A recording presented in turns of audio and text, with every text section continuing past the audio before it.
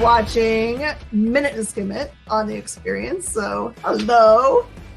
All right, we've got lots of books to review for you guys today. And Hannah just basically showed up just the number ones and showed them to me, and I was like, "Oh, we have just for the indies." Just for the indies, yeah. I was like, we have got a lot to do.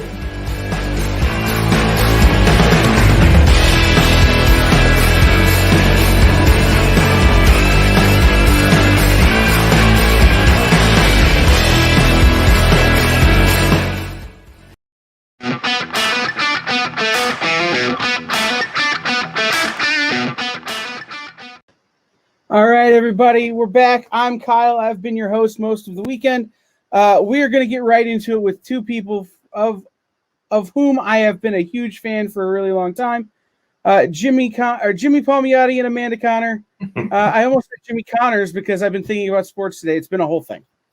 I was going to say you must like golf or something if you're going to. I think he's tennis. Is he tennis, Jimmy Connors? Yeah. There's a golf player, too. There's a golf. Is there really? Yeah, I think so. Oh, whatever. It's Palmiotti and Connor. It's, Connor, Jimmy and Amanda, the legendary pair. I always crack up whenever I hear that. I'm like, no. Amanda's definitely a legend. Happy Martin Luther King Day, everybody, today. Yes, absolutely. Happy MLK. MLK. You kids are home today, in case you wanted to know why you're home today, kids. Yes, it's important to know why you're home. Yeah. I said earlier in the day, the banks are closed and so is the post office. So if anybody's working, they're doing it wrong. Yeah. So. Yeah.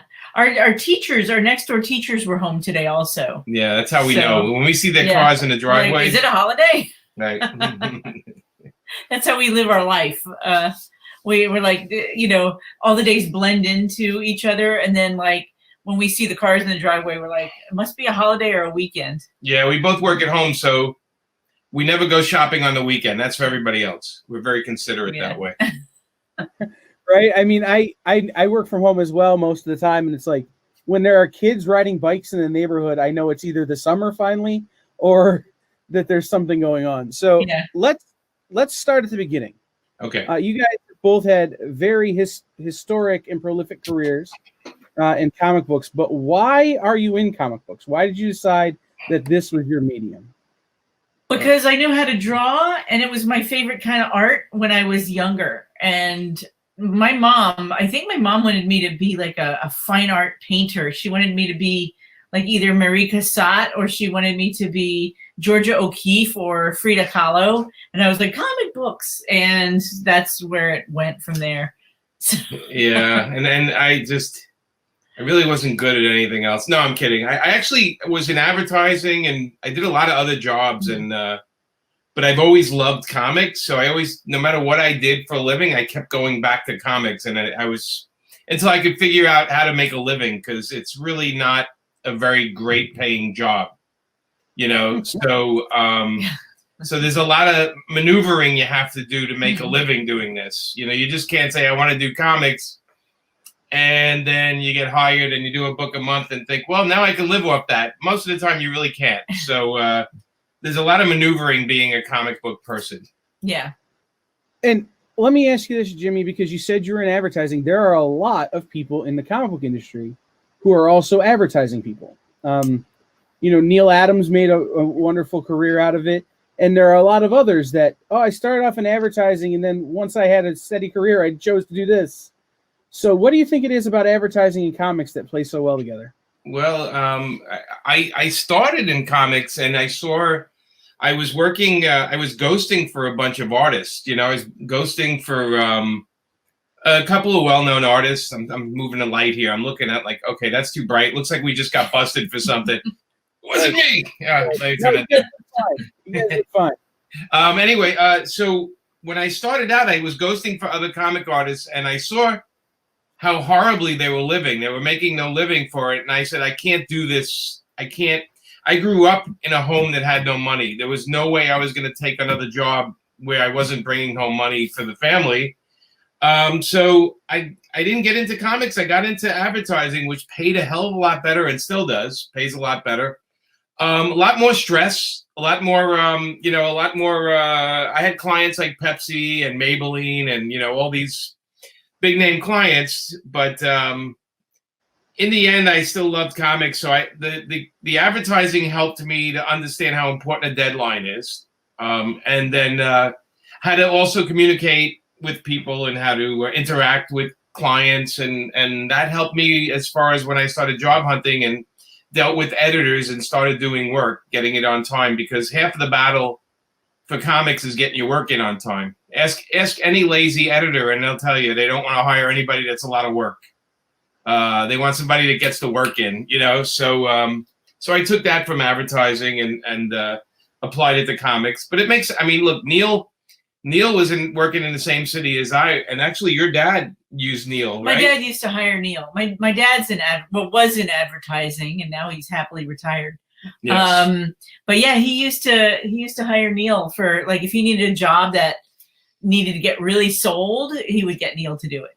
Yeah, so and Neil makes Neil's a very smart guy. So anything Neil Adams says, you kind of got to listen to a little bit. He's been around, he knows what he's doing, but he's also the guy that got us royalties and got us our artwork returned. Like Neil is there's a lot about Neil Adams that we love as comic creators. He's responsible for people being able to get their artwork back and stuff. And he's and stuff.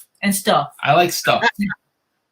We had a big long interview with him. We talked to him for 2.5 hours, it means we ask him one question, but that's okay because when Neil talks, you just sit and listen. Yeah, yes. Pretty much. Yeah. He told me once how to make $1 million if starting with $1,000. What happened? I didn't make $1 million. That's not Neil's fault. I blame COVID. That's my new blame go-to. I just blame COVID. It's so true. We have a question. Popkill, did those ideas come from the corporate ad world?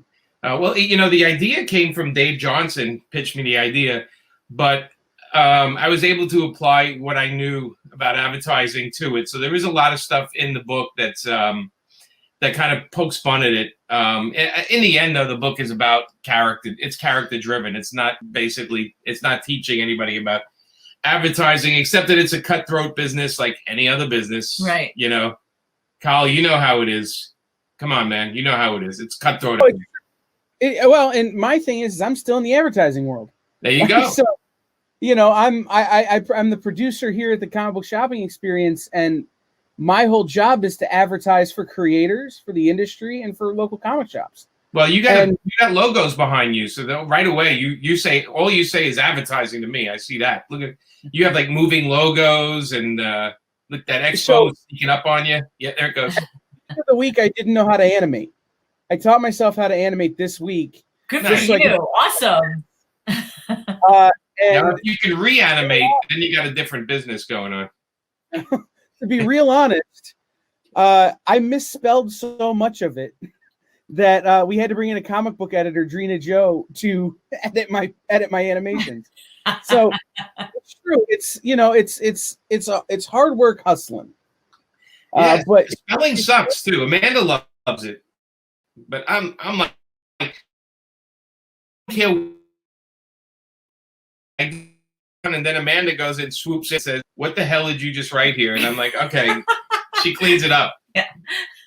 Yeah. I misspelled Tuesday 4 or 5 times. So I enjoyed like spelling and grammar when I was in nerd. I know. Nerd. But I'm not gonna, like, we know people who are like so good at it. Like I know editors that like Joanne and Chris, and they're like really, really good at it. I pale in comparison to them. No, you don't pale. You're just pale. You're just that Irish pale look. That's all. Trash pale. I'm trash pale. You're just pale. See, you guys really do. You have a very unique sense of humor, and as a pair of collaborators, that really comes through. I think it has to do with the fact that you guys, your relationship is incredibly strong. And so, yes. How does we've been talking about how I believe 2021 is going to be the year of collaboration. Everybody's been stuck in their house for so long that they're going to be itching Yeah. to work with as many people as they possibly can. Oh, there's going to be orgies in the street, man. I'm just saying. It's going to get crazy. You mean after COVID? People, yeah, after COVID, people are going to be collaborating in every nook and cranny out there. Yeah. You know. But so the question is because you guys have worked together so much. Yeah. Is there like a shorthand at this point, or is it still the process as it was when you first started, where it's how have you changed over the years? I definitely have a shorthand for you. If I'm writing it, if like Amanda and I will discuss a story, yeah, and then I'll throw it down in a file, and then Amanda will go in and spice it up and add sound effects, tickle it, change some dialogue. Yeah. Like she messes with it, but I know she is, and I'm so confident with her work that I never look at it again. And once she touches it, I'm good to go because I know it's good, right? Be sorry. No, I'm always sorry after when it comes out and I start reading it and go, "What the hell is she doing here?" But I trust her when we do a handoff, and then she kind of adds. Especially with Harley Quinn, like there was a lot of humor, and basically that book was written that I kind of put the plot down and tried to make Amanda laugh, and then Amanda went in and tried to make me laugh, and then we just sent it into DC and hoped for the best, Yeah, and hope that it wouldn't all get cut. I mean, we were writing 3 books a month, so we didn't have a lot of time to sit there and like just dig in too much. We just kind of said we got to get this stuff out. And we were writing at one point, right? It was like 3 books a month. There were certain points where we like, I was like, I can't do all this. I'm dying here, I mean, mostly it was like 1 to 2 books a month, but then it started becoming 2 books a month. And then with, like specials on top of it, every time we did a special, it would be like 3 books a month. It'd be juggling 3 storylines a month. Yeah, DC would have had us, if we could do a book every day, at that point, they would have had us do one daily. I'd love to be able to do a book a day. You could do a page a day. If they could put out 1-page comics, we can get that done. No problem. But no, it got a little crazy. So that's why we're not doing it anymore. Well, yeah, I mean, there's a certain point where I'm just like, I'm burned out. I was just like, I can't work this at this pace anymore. I'm going to, have a heart attack. And yeah, we needed the vacation and spend time with each other. Comics are great, but that's not our life. It's what we do. It's not who we are, Yeah. Right. I mean, that's Wes brings up a good point. Even in a rush, the Harley series is fantastic. One of his favorite runs.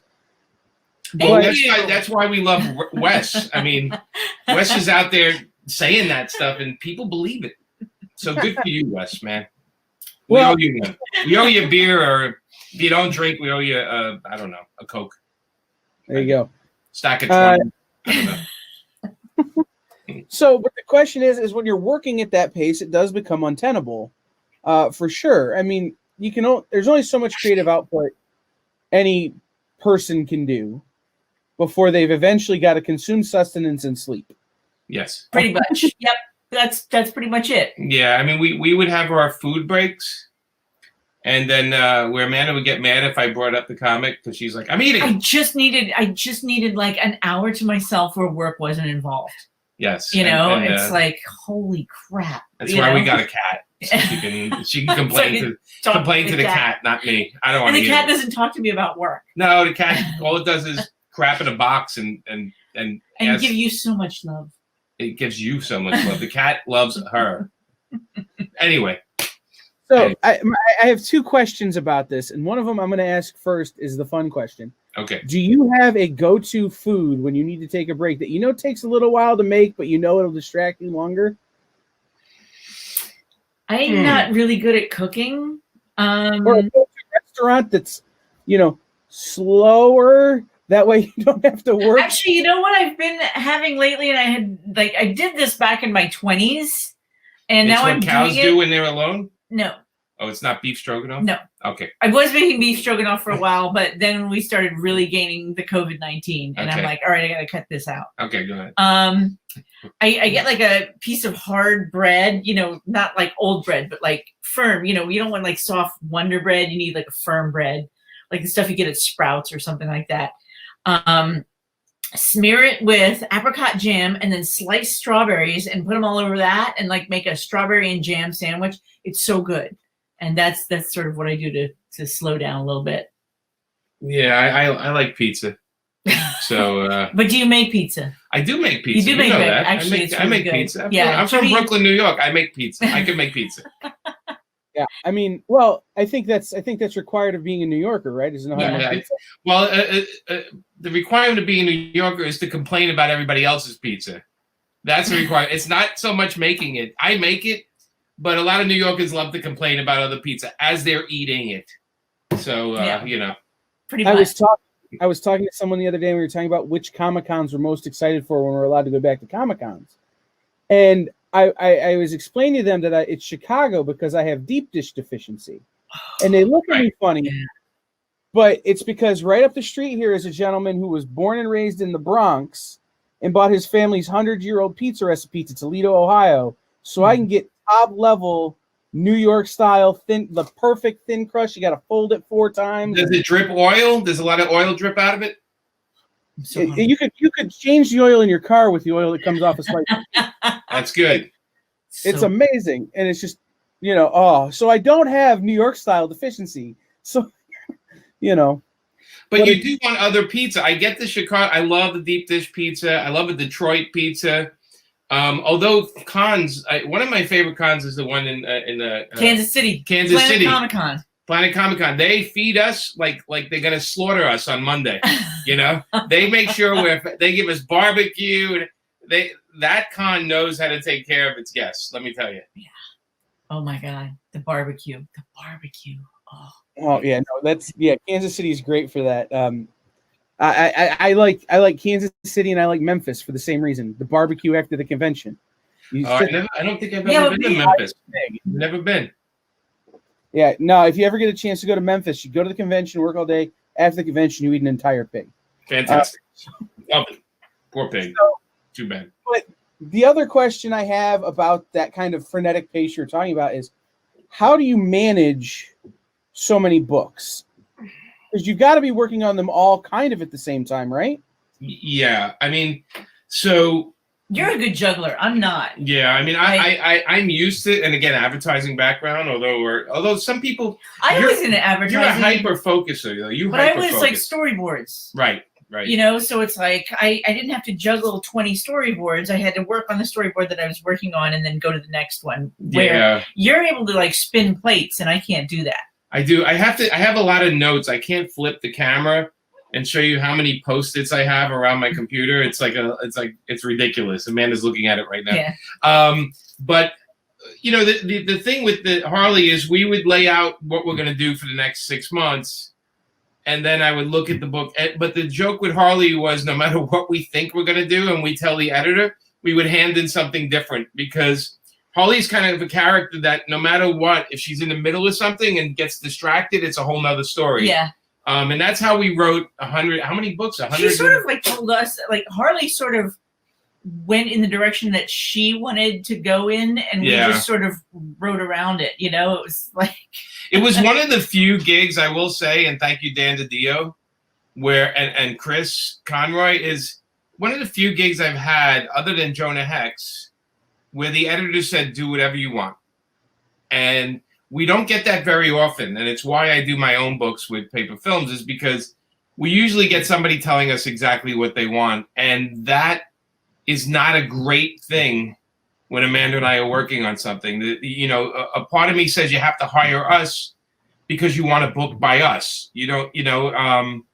And we got really lucky with Harley because nobody thought it would sell.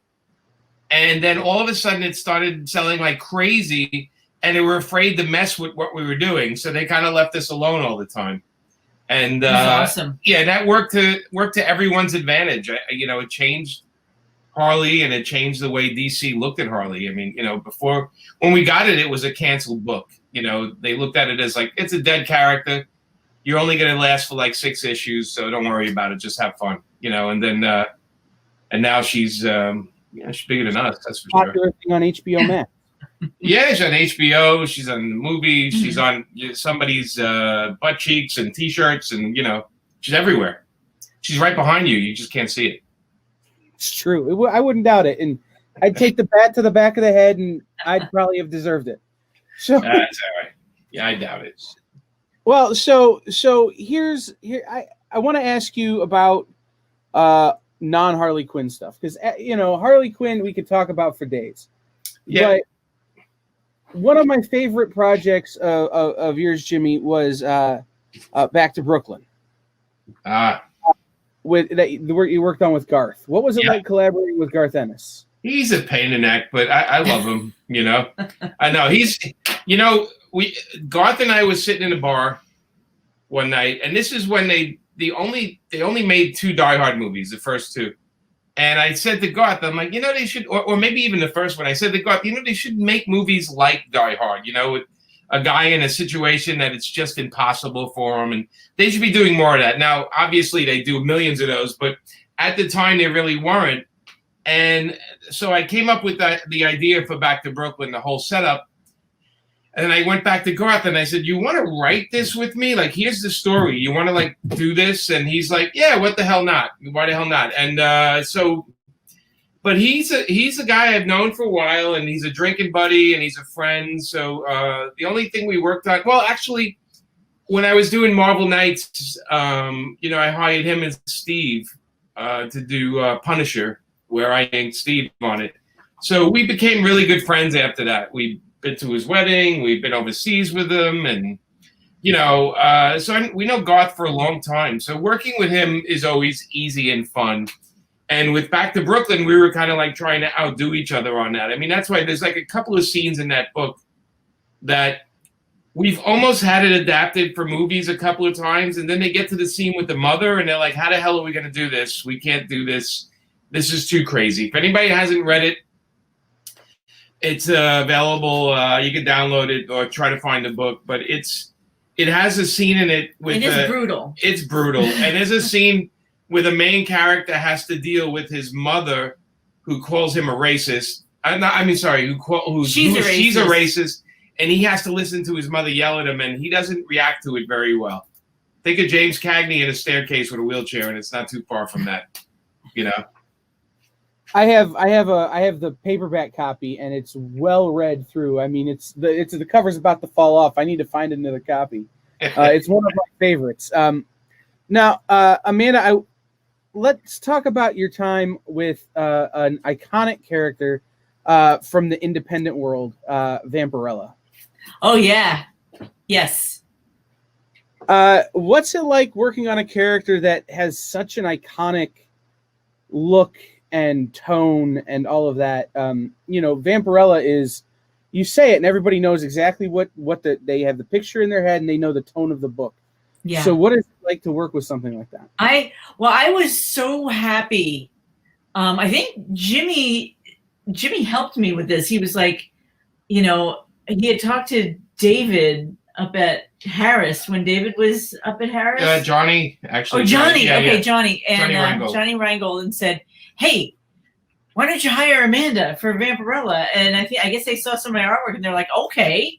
And well, you were doing Gargoyles at the time. I was doing Gargoyles, and I had been doing Barbie, and I was just dying to do, although Gargoyles was really fun to work on, I was dying to, get my claws into something that was really dark and kind of scary and vampire-like, and, where I got to draw a lot of blood and flying teeth and stuff like that. Half-naked women. And she's half naked. Yeah, she's half naked. Yeah, I mean, all of her bits are covered up, but anyway. That's a shame. That's a shame. How dare they cover up the bits? One day I want to do a comic where you can peel off the little stickers covering the bits, the naughty bits. That's going to be so hard to do. Well, just so you can go to somebody's house and go, oh my God, he pulled all of them off. Or he just pulled off the male, or he just pulled off the female, or just the dog, or the horse. I was so happy to be able to work on a character that was just so had so much darkness and had so much angst. So yeah, it was thrilling for me to be able to do that. And plus I had remembered Vampirella from high school, I guess. I have a buddy, Steve Bunch, who collected all the comics in the world, and he would bring them to school, and we would just like, pour over them all. And I learned so much from him. And he's probably the one that introduced me to Vampirella, but I feel like I knew Vampirella even before that. Who were the writers on Vampirella when you're working on them? Mark Millar was writing one at one point. Uh-huh. And brain fart. Grant Morrison? Grant Morrison. Right. And Warren Ellis. Yes. It's a pretty big lineup. I had some great writers. Yeah. Yeah. I had really, so that was a fun series to work on. But the same thing happened with me that happened with Barbie. Like Barbie was all like light and sugar and saccharin and happiness all the time. And I was like so over that Vampirella was perfect for me. But then there was a certain point where I was like, oh my God, it's just so much darkness all the time. I need to do something different. And that's when I started to lean towards like dark comedy. And I'm like, okay, this is something I'm really comfortable with. So, and Jimmy and I did a dark comedy vampy story that we got in so much trouble for. Yeah. So, but I had never had so much fun with Vampirella because, the splash page is Vampirella sitting on a toilet. Yeah, the editor wasn't thrilled about it, but we got yelled at. But they still printed it. So, okay. I don't know if you follow kind of the secondary market on your work, but that Barbie stuff has absolutely blown up. Has it really? I always thought that people were finding it in quarter bins. We have a box of them. We do? Yeah, we have a box in the poly bags with the cards. They're $20 on eBay. Really? Huh. I think you got to sign all those, Amanda, and we got to put them on our website. I do occasionally sign Barbies, like every so often at like once every 3 conventions or 5 conventions, somebody will have Barbies to get signed. So that's kind of fun. I came across a stack of them, and I was I knew nothing about them, and I was looking them up. I'm like, oh, okay, it's Amanda, and I'm starting to look at pricing and going, okay. Well, you know what? Margot Robbie seems to follow whatever Amanda does. So it's Harley. She's doing Barbie now. We're wondering what Margot's going to do next. And probably not Power Girl, but it'd be fun if she did. Somebody. Oh, that'd be amazing. Yeah. But I actually wound up going back to the guy and giving him more money because I felt bad. Like we all thought they were, nothing, and they were this amazing thing. So is it a recent thing? Is it a recent thing that they're worth money? Because I don't remember them ever being. Yeah. They popped off in the last year or so. No kidding. So it's relatively recent, I guess. Huh. Yeah. How about that? Go figure. Yeah, I mean, I don't know if people follow that stuff or not, and I certainly don't until I come across something. But when you come across something that's like somebody's early work, or somebody's obscure work, and it's like, oh, this is a person I'm a fan of. Oh, okay, people don't know about this. Mm-hmm. It's really I have a bunch of stuff like that. Like Bayou Billy for Archie Comics is pretty obscure. It was a video game back in the late 80s, I think. Yeah. And Archie had done the comic version of that, and I illustrated that. And Avengers. Didn't you do a backup story in West Coast Avengers? That was my very first published comic work. What was it? With that, actually, no, my first published comic work was the Strip AIDS book. It was. Oh, right. The charity book. It was charity to make money for people who had AIDS.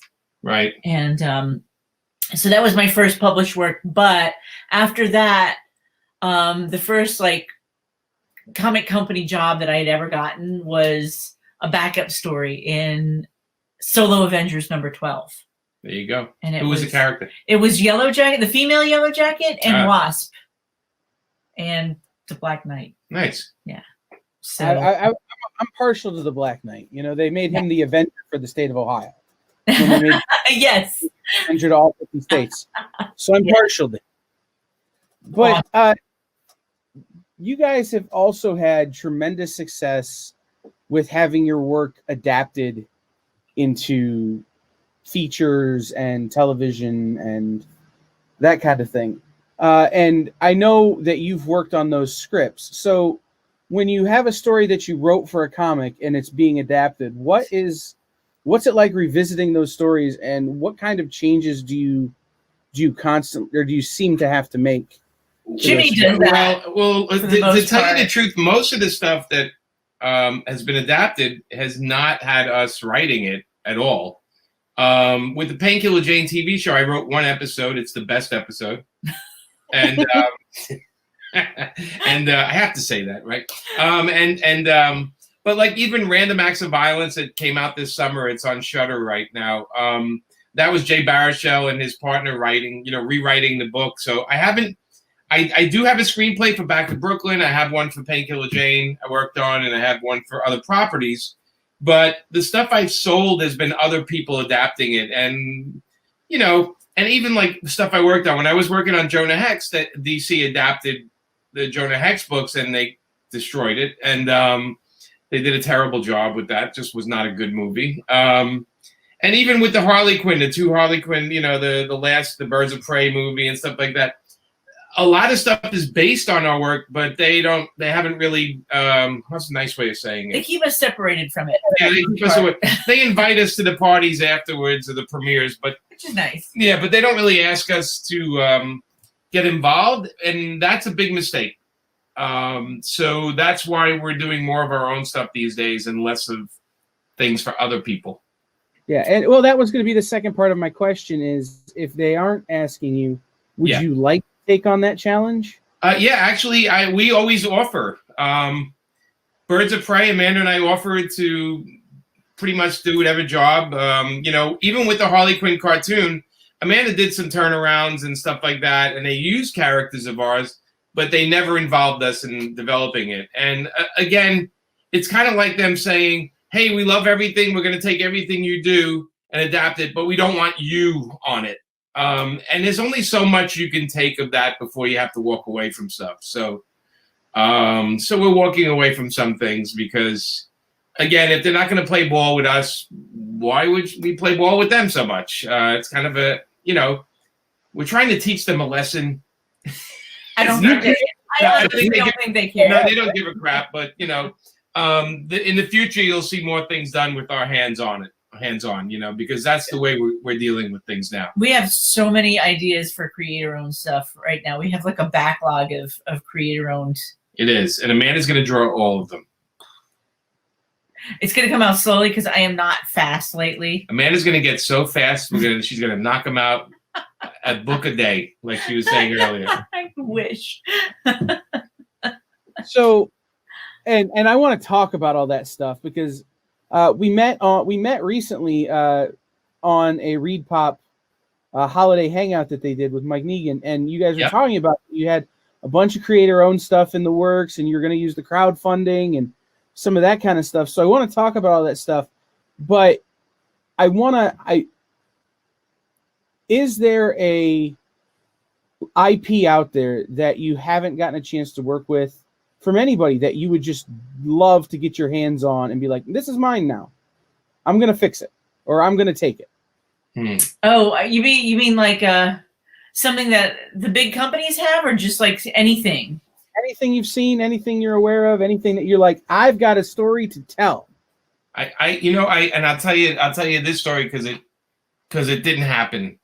But I pitched the Dirty Harry series for comics, and to Warner Brothers, and I reminded them that they had the rights to do it because they own all the Dirty Harry properties and stuff like that.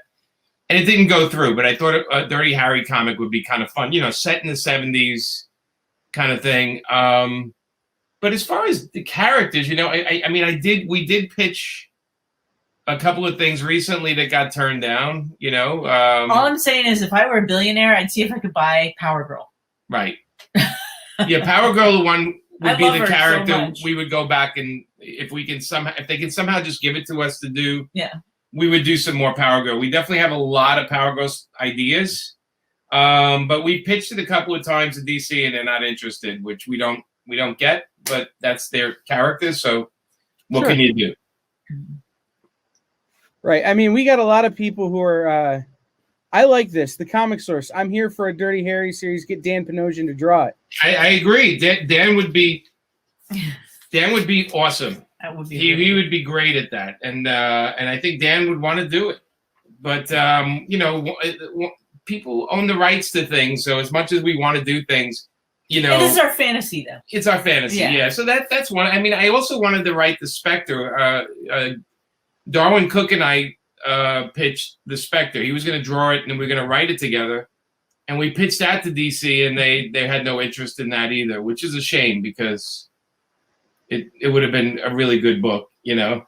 And yeah, some characters. I'm trying to think. You know, I love Red Sonja and Conan. I grew up with that. I like the Shadow. You know, I like certain things I grew up with. But I've worked on a lot of them, so I've gotten it out of my system almost. Almost. Is there a person other than the person sitting next to you in the industry, yes, that you love to collaborate with? Yeah. Oh God, there's a lot of them. Amanda, you go first. I do. Well, I had, when we were doing the pro, I loved collaborating with Garth. Yeah. That was a lot of fun. Yeah. What else did I? God, you know what?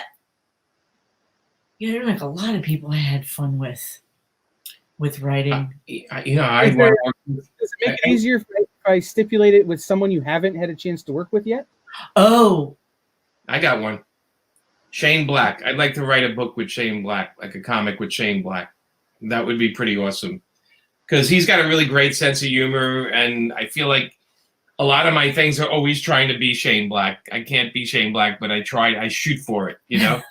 Also, yeah, somebody mentioned Fantastic Four. That's the one comic that I've never worked on. That's one of my favorite comics. So I would love to do Fantastic Four. You know?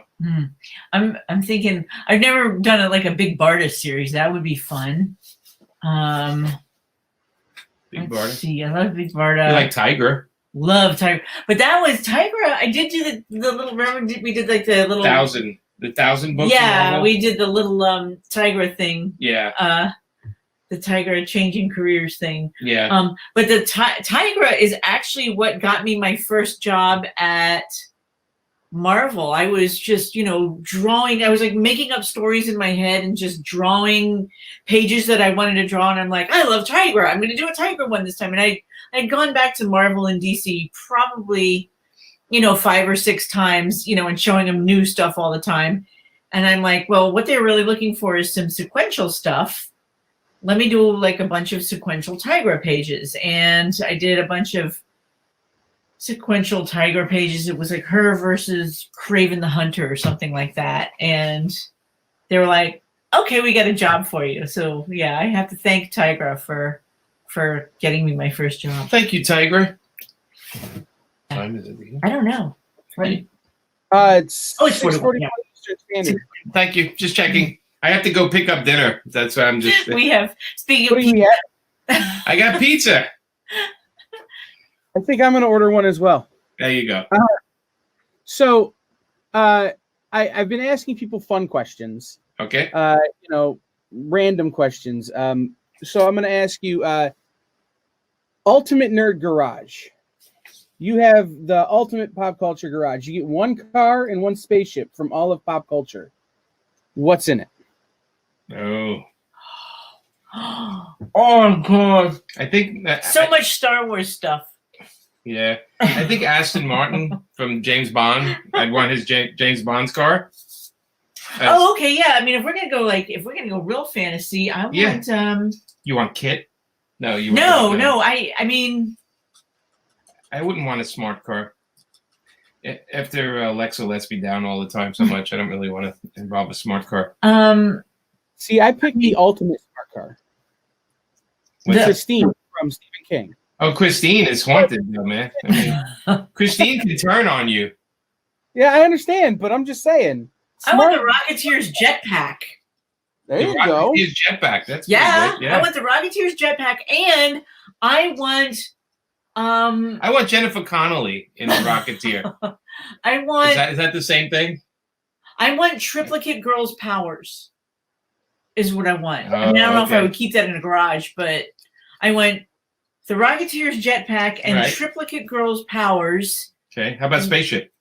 Wonder Woman's invisible plane. Yeah? Oh, hell yeah. Over the Millennium Falcon? Ooh.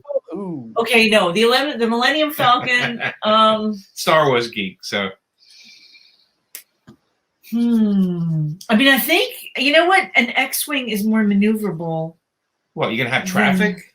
Like, what are you talking about? Well, You I mean mean, fighting? Yeah, I mean, I guess the Millennium Falcon also I'd want the is giant starship, the triangle one, the one that's like the bad guys are in. I don't want to have to clean all those windows.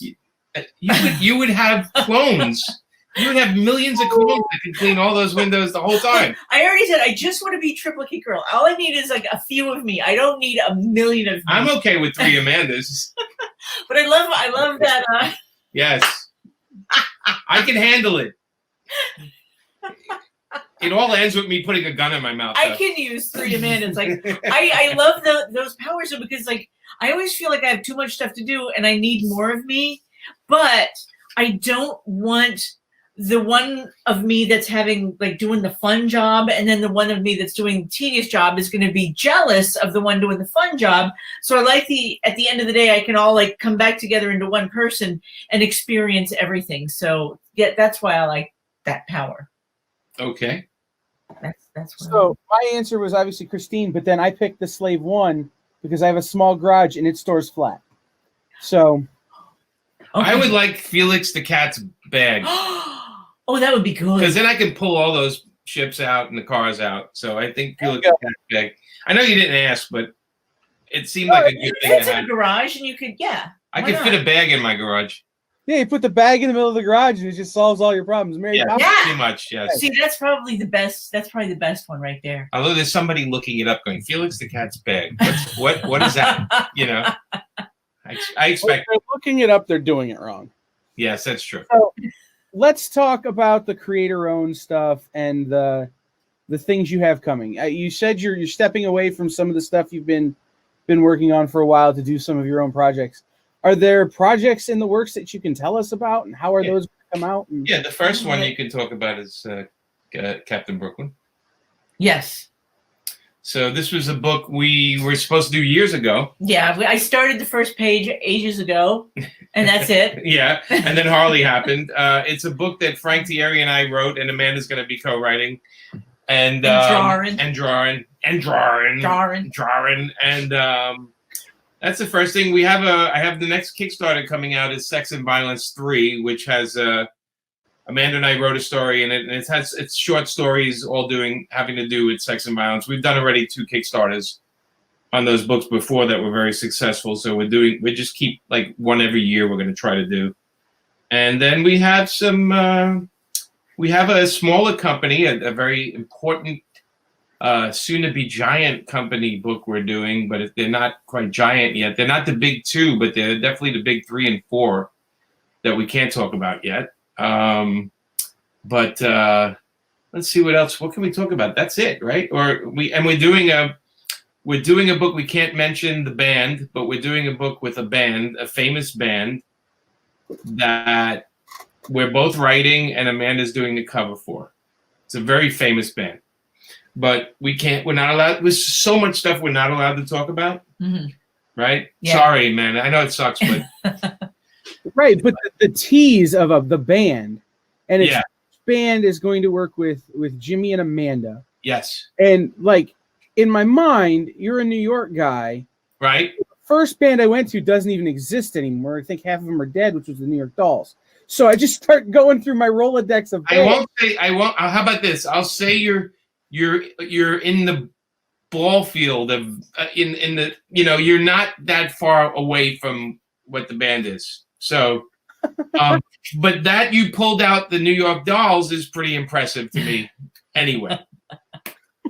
Well, it's like I said, I start thinking through New York Dolls, Velvet Underground, Reed. I start thinking about quintessential New York groups. It's not the Beastie Boys. I'll say what it's not. It's not the Beastie Boys. That would have been a good one for me as well, but it's definitely Jimmy adores the Beastie Boys. I love the Beastie Boys, and Tina. It's not Bon Jovi. Although that'd be fun, but I'd be the wrong guy for Bon Jovi. Mandy Amanda would be the better one for me. I don't know. My best friend from high school would be the perfect person for that because she has a crush on all of them. Amanda loved the Cars, though. Yeah, I love the Cars. So that was my favorite Rest band. in peace. So yeah. So we're not, Yeah. we're just mentioning ones that it's not. Right. No, it's well, and the joke has always been, I always spent some time in the music industry, that if you're from that area, you can be a Bruce Springsteen guy or you could be a Billy Joel guy. I like them both. So yeah, you can like either one, but you're either a Billy Joel guy or you're a Bruce Springsteen guy. I don't know. I love. How about this? I like older Billy Joel, and I like newer Bruce Springsteen. What did you think of the new record? It's fantastic. I mean, Springsteen, one of his best, I think. I've been telling people that it sounds like Bruce Springsteen got written by Neil Young in Crazy Horse. Yeah, it's sung by Bruce Springsteen. It's got so much soul to it, and his heart is right there in every song. It gets better as you listen to it, that album, which very few albums do, I think. It's one of those ones that gets better all the time. So it is. I do buy more music than I buy comics. Amanda will back me up on that. I do buy more music. That's the thing that you probably buy the most of. Yeah. Besides food. Besides food. I mean, yeah. But I listen to, besides Amanda's Starbucks, it's the second thing I buy the most of is music. I no lie. I go to the comic shop on Wednesday morning and the record shop after. I've got a pull list at both places. That's kind of my MO. So I totally get it.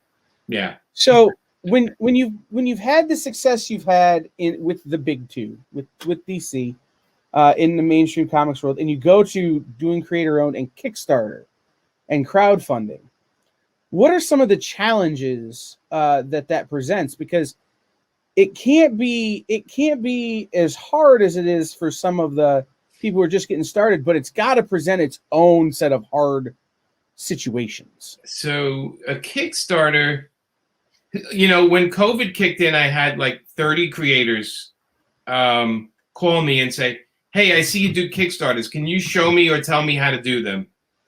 And after I told them to read the question part of, not the Ramones, sorry. After I told them to research, I would get on the phone with people and explain to them what I do. And 99% of them ran the other way because they're like, "Wait a minute, you have to take care of that?" And I said, "Oh, I got to check the printing. We got to pack all the packages. I got to do, people have questions every day. I have to answer every question. We have to, make sure the printing is done on time. And there's so much. It's a lot of work. Yeah. It's a lot of work. So I always tell people, I'm like, it's a lot of work for a minimal amount of money. But for us, it's perfect because we get to keep our intellectual property, meaning we own it. And I get to connect. The great thing about Kickstarter is I'm connecting with these 1,000+ people. And they tell me what they want to buy. They back it or they don't back it. They tell me what they want to buy. But I talk to them, and I swear when I pack the packages, it's the same names. I start to get to know these people. And it's a very grassroots thing. And as much as comic books, I love mainstream comics. I don't get, unless I'm at a con, I don't get to meet and talk to the people. And even at a con, it's tough sometimes because there's a million people there. So with the Kickstarters, there's really is a lot of grassroots interaction. People ask questions, and I just love that part of it. But I also love the fact that I can create a book. Nobody's telling me what I can't put in it. Nobody's telling me what the limitations are. I can go to the printer and say, I want this spot varnished, and I want a triple thick cover, and I want this kind of paper on it. And I just love the control aspect of the Kickstarter. And if you've ever seen any of my books from the Kickstarter, the quality on them is 400 times better than most comic books that you buy. And it's because I'm one of those people that touches a very important thing. What do they call that? When you're very tactile. Tactile, yeah. In touch with what you like. Yeah, so so when I hold a book, I'm like, this feels like $20. I have to I have to hold it. When it's the big two. The comics they treat them like product. They just keep dumping them out as quick as you can buy them because they want all your money. And even some of the mainstream stuff, they don't even have cover stock anymore. The interior stock's the same as the cover. Like, for some reason, they've cheapened the experience for me by making it so cheap. And I think what we do is such an important entertainment. You know, it's important kind of entertainment that I kind of hate that it's so disposable. I got to tell you. And so with the Kickstarter, I feel like I make every book special. It's less disposable. It's more collectible. I personalize, I sign the books, and there's so much more I can do than me just writing something and giving it to an editor and calling it a day and wait until the book comes back. This is so it's about control, I have a friend who is a pretty well-regarded independent singer-songwriter. And the thing she said to me about Kickstarter is that she can make a record for Columbia and make all kinds of money, or she can make a Kickstarter record and make no money off the Kickstarter, but then for the next 10 years, that's what pays her bills, is because it's an intimate relationship that you have with the people who back your Kickstarter. Yes. And those are the people who are front row center at your concerts, buying your t-shirts, buying your posters, having your autographs, wanting to give you, all of the love, as it were. And it's, I think there's something to that, especially, when you've had a level of success that to some people makes it feel hard to approach. But I go back to Kickstarter, and now boom, it's got that thing. So we got about 5 minutes left, and I feel like we could talk for hours, because I want to talk about New York. I want to talk about all of that kind of stuff, like so much more.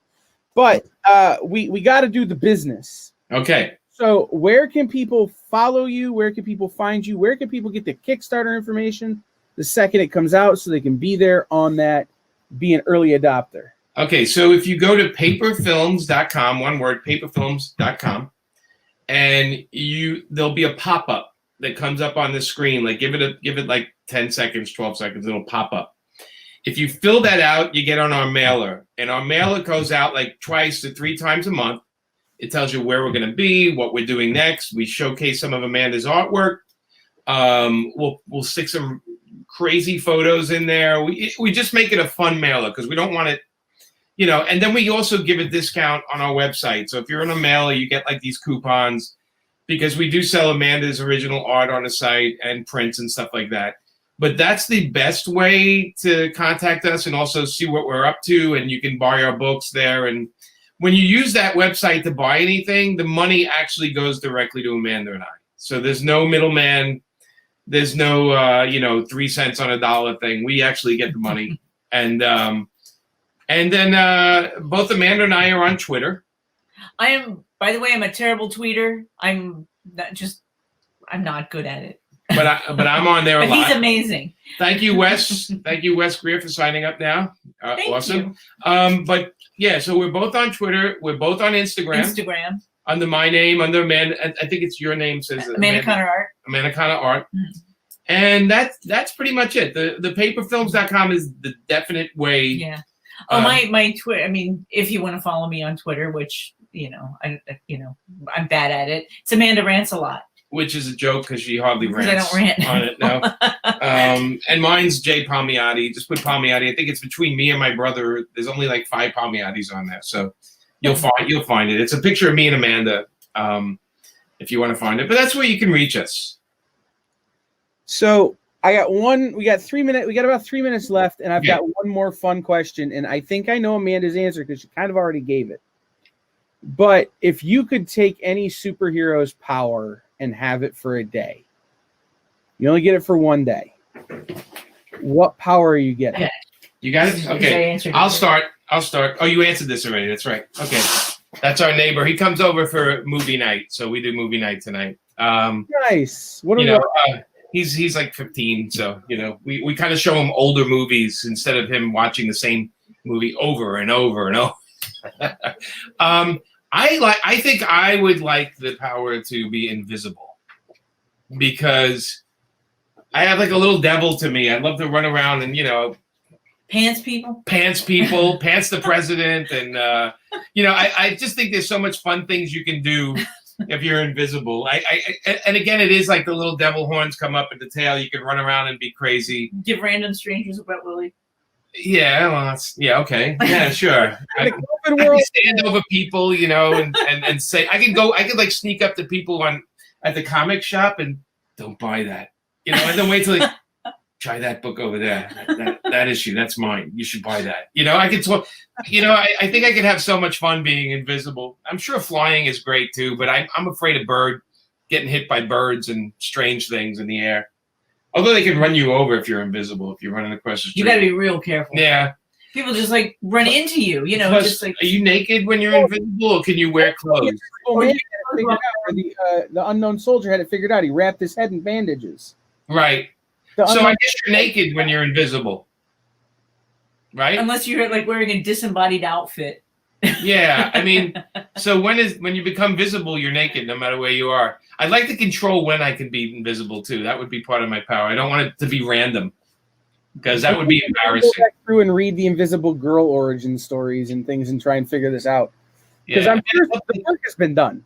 I'd love to just sit on a wedding cake of somebody I don't like. Just get in there and just right on it and then run away the other way. It'll be fun. All right, we have one last from Tina. It's been amazing to listen to and to have you so much. Thank you, Tina. I like your what is that? Is that this boots and a hat coming out? Oh yeah. Tina's like chilling. Awesome. Yes. All right. Well, thank you, man. This was a lot of fun. So much. This was so much fun. It's been an honor to get to talk to you guys again and to hang out. Thank you for being a part of our launch weekend here on the Comic Book Shopping Experience, the EXP Expo. It's been truly an honor to get to promote so many great people this weekend, including yourselves. Thank you for having us. We wish you guys a ton of success. Yes, thank you so much. Head over to paperfilms.com. Click on and buy all the things. All of them. It's not that hard. All the things. All right, take care. All right, guys. Thank you so much. All right, time to eat.